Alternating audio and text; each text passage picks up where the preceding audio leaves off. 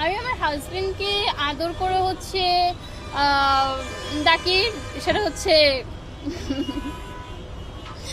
ও আমাকে সবসময় পাখি ডাকে, আবার অনেক সময় পরিও ডাকে, এই পরি, আমার পরি তুমি আমার আমার কাছে, মানে এই টাইপের ডাকগুলো।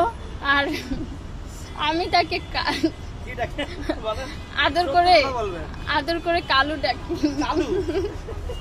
একটা হাজব্যান্ড সুন্দরভাবে তার স্ত্রীকে ডাকে, কত সম্মান করে। আর এই আপুটা সে নিজেই বলতে চাচ্ছে না যে সে কালু করে ডাকে, তাকেই খারাপ লাগতেছে।